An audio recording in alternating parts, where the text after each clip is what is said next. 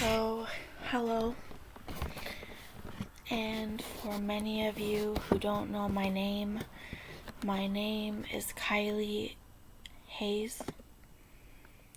I also go by Princess Diana, Mona Lisa, um, Nefertiti, Alice Liddell, anything that's so closely connected and something easy I can identify with before going completely crazy into this, like, madness that everyone's created for me, and it's not even real because I am just like Britney Spears or Gypsy Blanchard. Um, like, too much care and support can be suffocating, but bring it to claustrophobia and you lose yourself and you can't get away from everybody because there's always people around. Because my family thought it was okay to um, put me through the worst situation that you can go through. Is basically, it felt like a crucifixion because there's people telling me how to think, how to behave, and they brought me back down to baby psychology after I went into PTSD into a situation. So tragic because a doctor's not supposed to hit you on a psychiatric floor and tell you he takes medicine. And other doctors, this is strictly for Nova Scotia, not Ontario. And these doctors are not prescribing you the proper medication. Next thing you know, there's no medication being prescribed. Like, to the ICU and back, to the ICU and back. And then I keep trying to kill myself because nobody wants to say that I'm in crisis and I'm just living it, not being able to be heard from anybody. My family kind of like gave me away to the government in a sense because, well, really, not really, because I wasn't even brought to the voting station in local, provincial, or federal.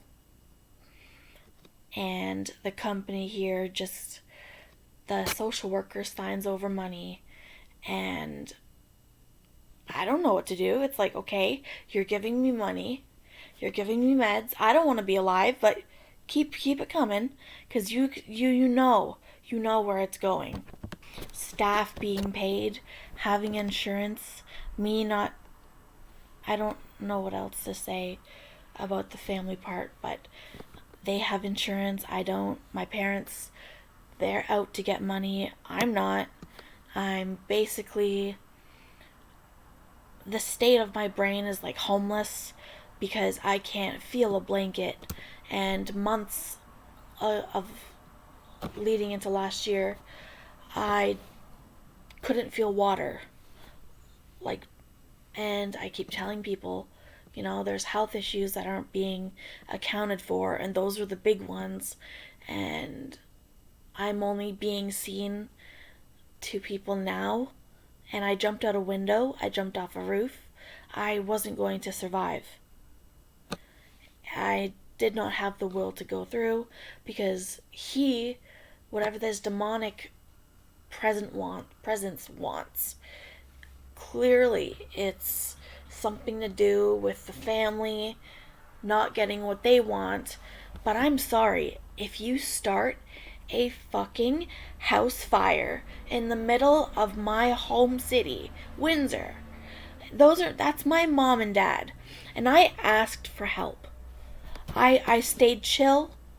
I sometimes don't know how to talk because I forget what I've been saying, like exactly what is happening now. I'm talking, but I don't remember what I just said.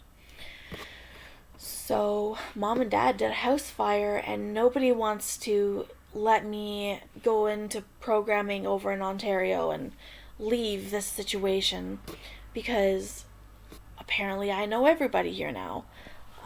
No, that is not the case. They are stranger dangers. Stranger danger. As in, I don't want to talk to the strangers. Plus, they have cult attitudes.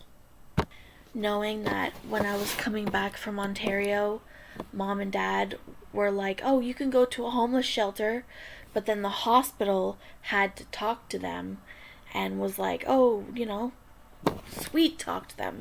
Why is the hospital sweet talking them?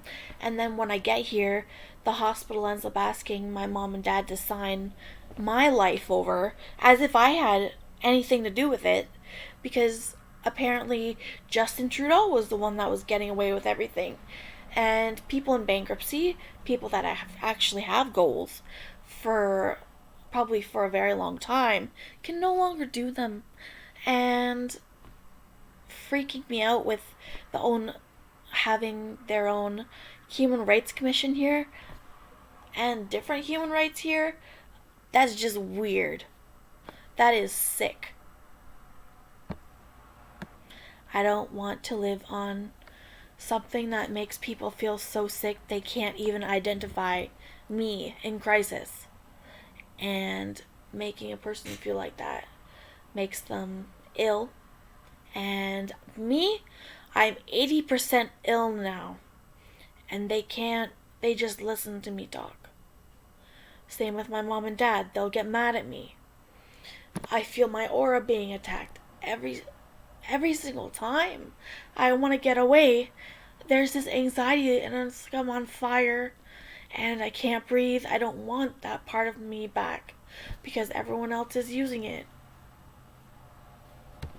Mom and dad signed me over to something that I didn't want to be a part of because they coerced me into the house fire. Of course they can do all this other things, sugarcoat it for the social worker, and the social worker hands over the money.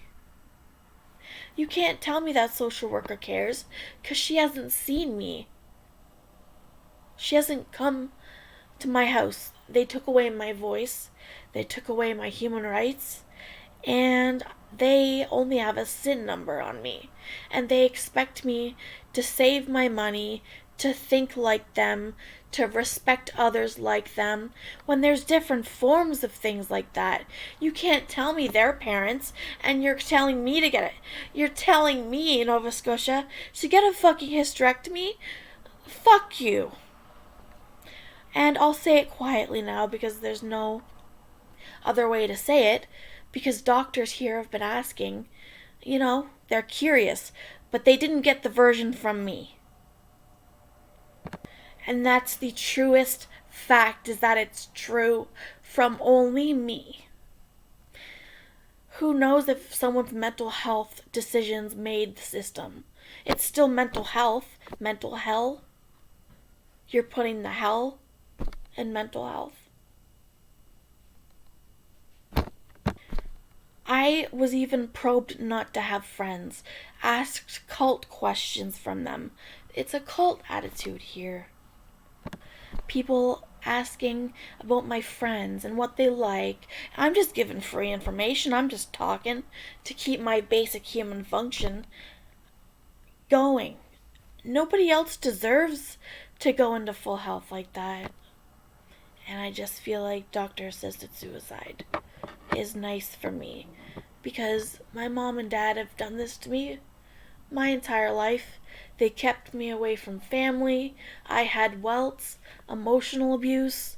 I didn't have a house. They brought me to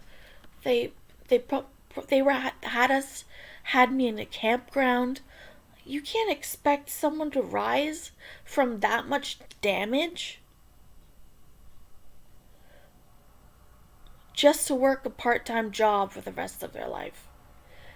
It's clear that doctor-assisted suicide is okay. But someone just needs to sit down with me and really talk to me, instead of me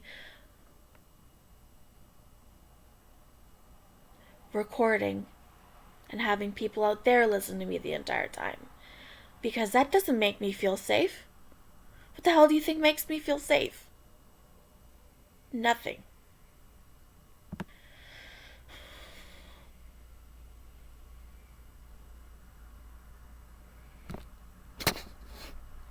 I have a lot of health records that weren't my choice, and I'm autistic.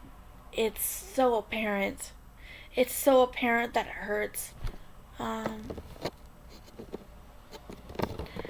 my mom and my dad, people grow into something like that.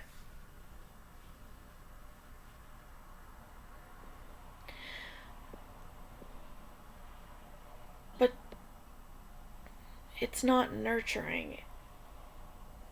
It's like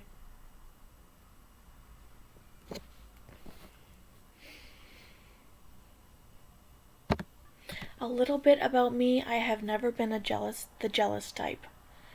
But when I see everyone, you know, they're out there. I've been isolated from the society. I just walk among people to get groceries. All I get is food.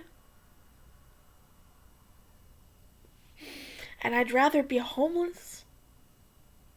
But they're not letting me. Because apparently they think the life that others are happy to choose ain't right. I'm so sick and tired of Canada. I've written letters to the government Prime Minister's office so many times. And they didn't answer, and they're giving my mom and dad a pass. I don't even have family that talks to me or friends. The friends that talk to me sometimes, they say, "What's wrong? We don't see you here in Ontario yet." And I want to tell them that it's like modern day residential schools. But I'm like the only one. The fucking only one in the whole entire program that was prioritized. And I'm treated like this. And when they take you off meds, like I was mentioning earlier in the video, you get sick. Because I was on them for 10 years, 11 years. And you take it, and I get sick, and everything's blamed on me. When I said I feel like I could hurt someone, I wasn't gonna hurt you, don't worry. But don't do that to me. Don't do that to someone that actually could make a difference in the world. And you put someone like me away? I don't like anyone anymore, and I don't believe in goodness. There's nothing good left in you people.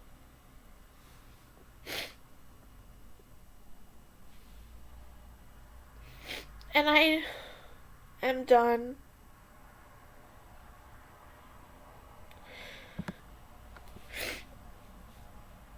Everyone's sick. There's no professionalism. People just remember to be kind.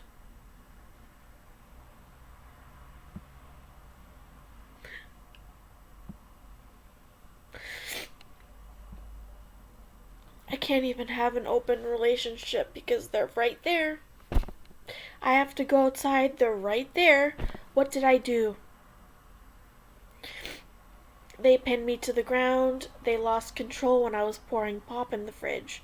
I was having behavioral outbursts because I didn't feel well. I wasn't medicated right. And it's so bad because they took the medicine away, so you have every right to say that everything's wrong.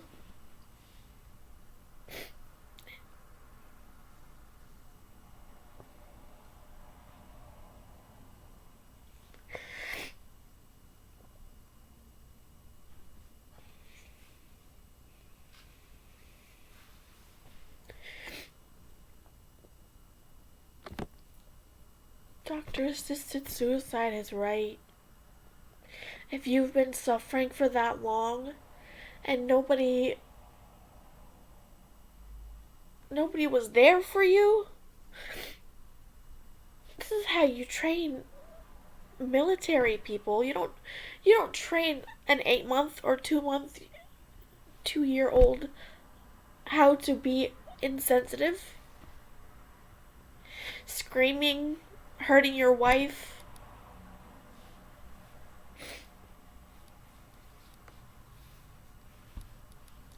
For an autistic person, that's a lot.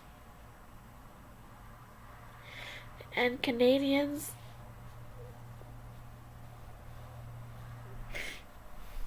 voices telling me I should be politician.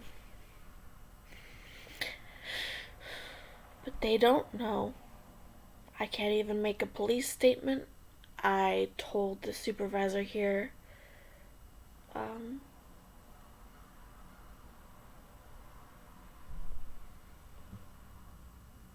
what do you want me to do?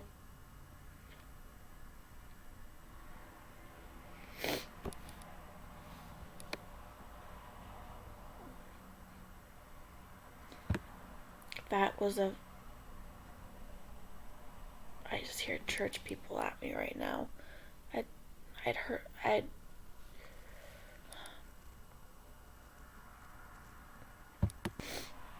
Last year was a full crucifixion.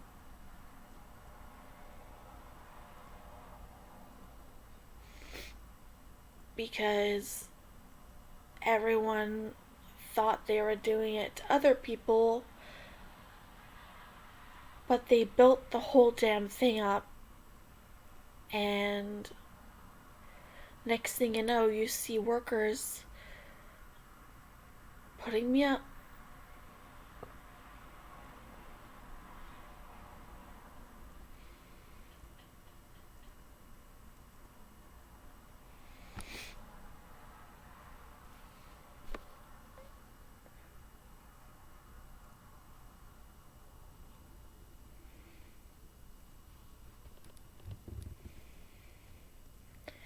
And ever since I got sick and I was put here,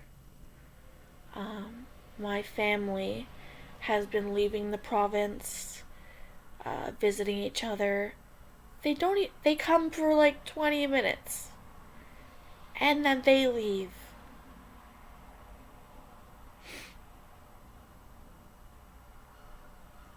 This Canada did not need to happen. Justin Trudeau, his wife Sophie Trudeau with mental health, his whole family, they didn't need to happen to this country, because this is what happens.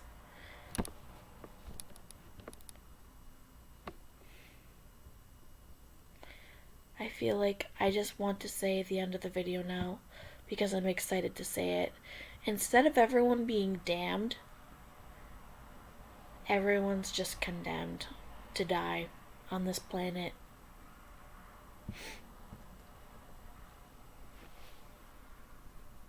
I didn't want to say it like that.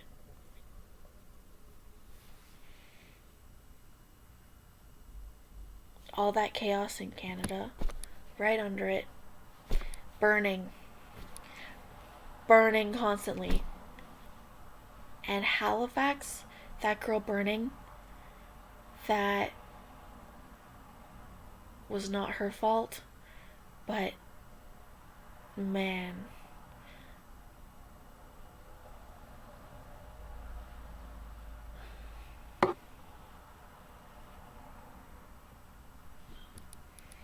not happy. I'm disappointed.